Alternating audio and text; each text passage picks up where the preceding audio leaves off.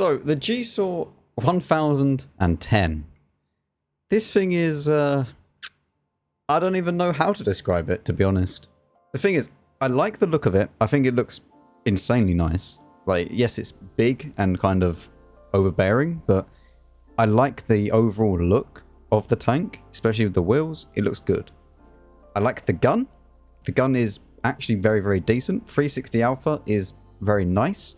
However, I feel like they could have probably put this up to 390, kept roughly the same reload, and it would have been just as good, if not probably better and actually more kind of suited for that kind of sweet spot. But 360 is very, very nice.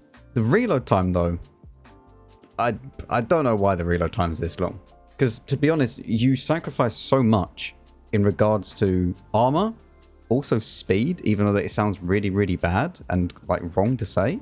You do sacrifice a lot of it. You also don't have a lot of health, so you would kind of want the gun to be as insanely good as possible.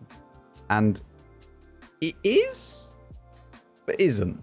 Let's play some games and we'll talk more about it. Now, as we load into the battle, you'll see that we are using optics, rammer, and stab. The thing is, you can kind of forgo the stab if you really want to. I just got stab because I'm constantly moving around the map and I prefer to have the extra stabilization. There are loads of different combinations that you can use on this vehicle. Now, what I would like to do is actually get to the middle just to see if we can get some early shots on people. Also, apologies. I know that there was a bit of a break. Oh, hello. There we go. There's a bit of a break in the video scheduling. I didn't really mean to, but I kind of accidentally took some time off from making videos, and I think that I kind of needed it, honestly, overall. I wasn't getting burnt out or anything like that. I just felt like I needed a break. So there has been a little bit of a lack of videos recently, which I apologize for. But we are back, and hopefully the grind should be out tomorrow as well. But this gun, 9.8 seconds reload, it's not good. Especially for 360 Alpha. Considering that like the Scorpion G, which is a TD, I know, but you can probably kind of compare it to this, as wrong as that might sound. With regards of, it doesn't have armor, but you make it work by making the gun work. And the gun is what, you know, really drives this. Because people have been telling me to play this like a scout, and you kind of can, but the thing is so tall and wide that it's very hard to actually find a bush to sit in. Like, this is an absolute box of a vehicle. You know what? Look, I'll go and compare it to the BZ. Look how... Oh, I'm so sorry, I didn't mean to like block you like that. But look how wide it is in comparison. You see? You've accidentally been used as a video. Unfortunate. But it's a wide tank. And it is quite tall. Like, look, we are just as tall as a BZ. Actually taller than the BZ. So trying to put this thing into a bush and finding a bush that this thing can like actually fit in reliably is actually a challenge. I didn't look on the minimap to see. We just tried to get a shot off. So this tank, I don't know where it sits in this kind of regard. There is one thing that I really love about this tank though, is when you fire, the entire like tank recoils backwards. Let's see if I can show you. You saw how like the entire tank moves? Yeah. I don't know. I think that's like a nice little feature. Looks cool. But the gun is good. I just wish it had a little bit more DPM. Not loads. By no means, I don't mean loads. Just a little bit more. Like, maybe if they took off half a second to a second reload, I think that it would be really good. How much DPM does that give? I'm not sure, but put it somewhere around about 2,400 DPM rather than 2.2. So I don't know. That's how I feel about this tank at the moment. This is by no means like a review or anything like that. This is literally just me playing a few games after I played a few games on it on stream. And just showing you what I think about it. So, kind of after the first impressions, if you will. Which is usually what I do with some of the videos. Did we hit someone? I didn't see any splash.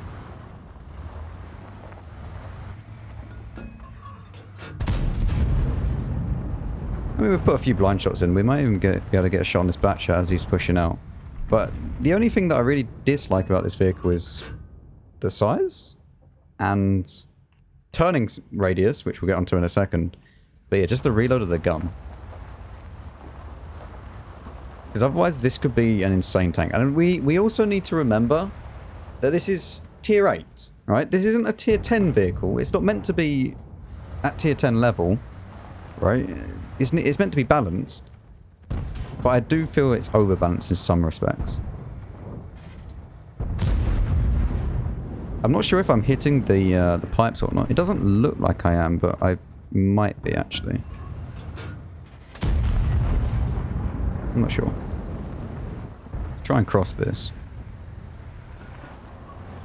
There is the Type 59 and Progetto that's over here.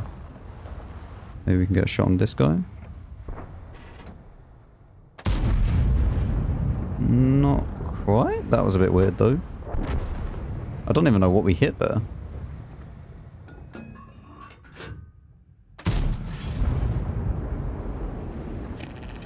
Okay, maybe we hit him blind. But the actual turning radius on this tank is, I mean, how do we put this? Like a slug. Look, this is me fully turning to go left. Fully turning still. And now if we want to go right. But look, we want to go right. I don't think they needed to do it that badly. I think it would have been fine if it got a little bit more traverse speed. That's also going to be a very dodgy shot to hit unless he goes out in the open.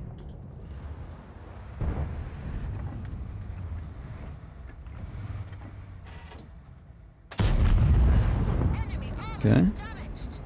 We shouldn't even get spotted for this either, which is a massive bonus for us.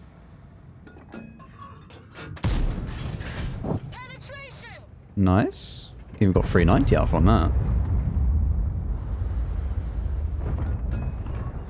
The convoy could prove to be a problem, but okay, no, we're fine, we're fine. Let's now go ahead and just try and get a little bit more damage out of the game, as much as we can. I don't think we're going to get another shot on this guy unless we get a little bit lucky. Okay. Sure thing, game. The other downside is the amount of hit points. The fact that this thing is so massive and it doesn't really get a massive load of like hit points to compensate for that, it's kind of annoying. Considering that the Lorraine gets more. I'm just seeing if this Conway wants to peek, but he clearly doesn't. So up we go. There is no 2 modes with this vehicle either. There is just normal. You get 1 mode. Take it or leave it.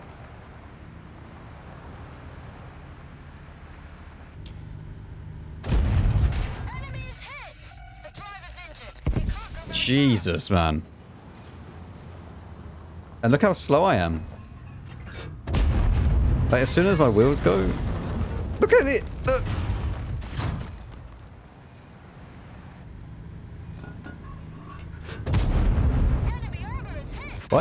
Why didn't he fire before, though? Was he using the big gun? I'm not sure. Another thing I want to touch on, this tank doesn't seem to earn that many credits. And I don't know whether this is just me being like really dumb and stupid, but it just doesn't seem to earn as much credits as other tanks. Like, if I'd done 3,200 in a Progetto, I would earn, even with food and the cost of resupplying food, like, this is barely any resupply. Right? And I'm only earning, what, 100k for that game? Like, 3.2 is by no means a low number at tier 8. But that's a very, very decent and good game. But like 100k? So let me know down in the comments if you're earning any more than me, because this by far one of my lowest income premium tanks that I play. Speaking about the comparison to the Scorpion G, I know like it's a TD and it's not really the same, but look at just the difference between them. Like it gets this is without food or anything, and it gets a better gun, more accurate gun, which is another thing that is slightly annoying with this tank. Because of the longer reload time, you would expect a little bit more accuracy than it does have. Like I would expect this to have Scorpion G level accuracy on this type of gun if you're going to limit the DPM down to this much. Because you also then can't forget that, let's go ahead and say put the listen, which I think is pretty similar in regards to how you can kind of play these, although the list can definitely brawl, whereas this can't. But if I was to, for example, go with the exact same equipment and use food, and put some camo on it, then we go with Brothers in Arms, we go for all the usual skills, and then look, I'll even go ahead and make sure that we've got all the skills on this as well. And we'll even go ahead and put the field mods on. I haven't completed all the field mods yet on this tank. Just so it's completely fair, everything exactly the same. Apply. You'll see that here, like you get 0.32 on the list, but you get more DPM. Like, that DPM difference is massive.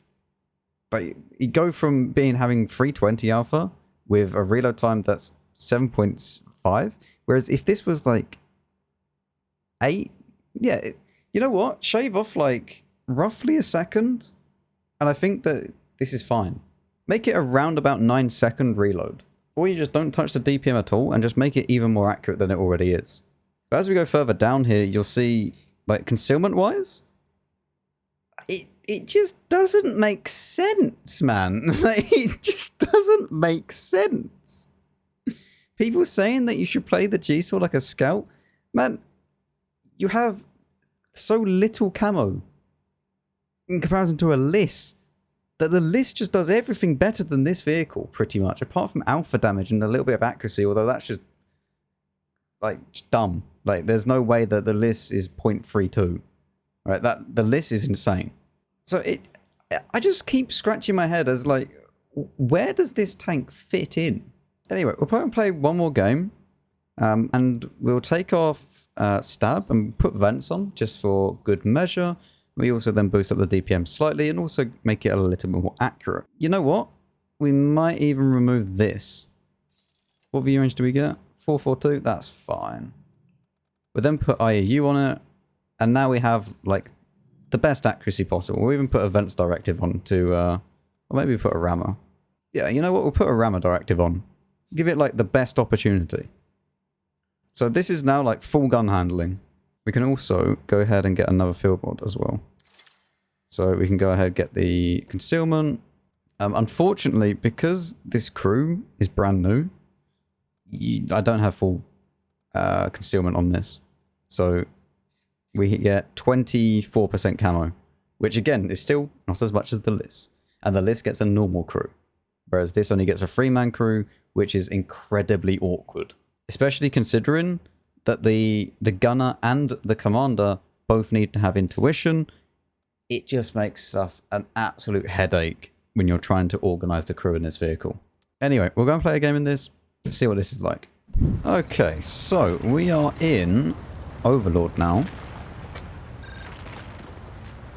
I'm just thinking, like, what do we want to do? I mean, we kind of want to play this like a sniper. This is more a TD than a medium.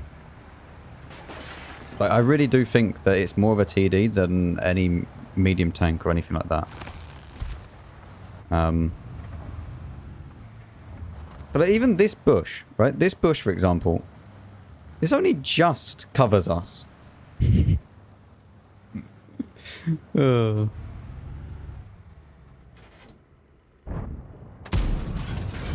can actually feel it go back as well when it fires. Which is usually something that you only feel when you do a double barrel shot.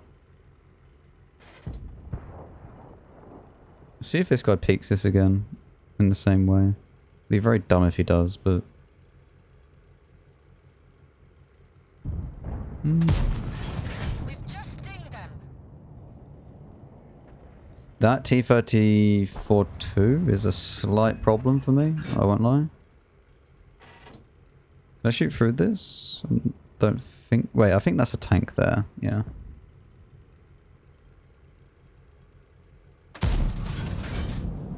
Not quite. I mean, all we have to really do is just be a little bit patient here, and hopefully time will come. For standard penetration, it's 218. For premium, you get 252, and for HE, you get 50, which is actually kind of a letdown with HE. Considering that British tanks are kind of known for HESH, it feels like a little bit of a letdown when you get a British tank that doesn't have decent HE rounds.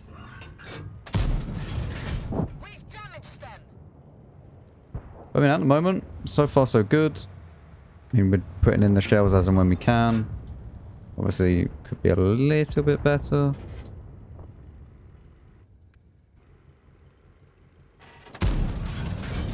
Very nice.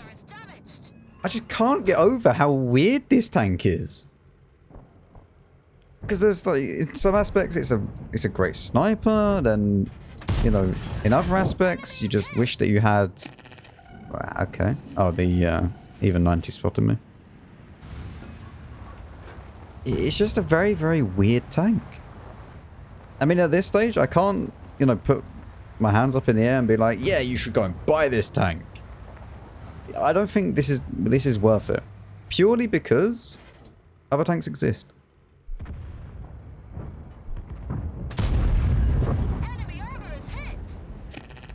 But the gun is nice. But I don't think it's as nice as other guns. It's definitely not Progetto. It's definitely not a Liss. I would rather play the Liss than this vehicle. For the most part. I think at the moment I would rather play this purely because it's new over the Liss. But after I've played a few games, I would probably rather just play the Liss. And I think that's what a lot of people don't take into consideration. Is that because something is new, they're kind of more... almost invested in it, if that makes sense. Everyone is always looking for the absolute extremes when it comes to new vehicles and new tanks. They either think that it's completely broken or completely OP.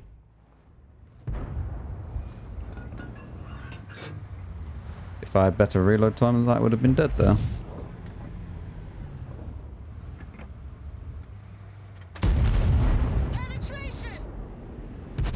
It also doesn't deal well with ramming.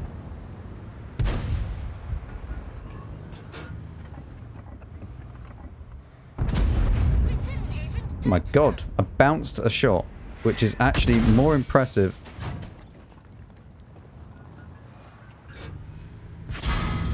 I don't have the gun elevation. Look how much gun elevation I have. It's like none. I'm also ammo rack now. Which is just going to be a wonderful experience right now. I mean, you're very annoying being there. I mean, we just sit here and just hope that we can get one shell out before we inevitably die. That's just what we need to plan on doing. Honestly. I don't think the Super Hellcat's going to move. I mean, the Super Hellcat's like 600 health. I don't know why it doesn't just come down and kill us.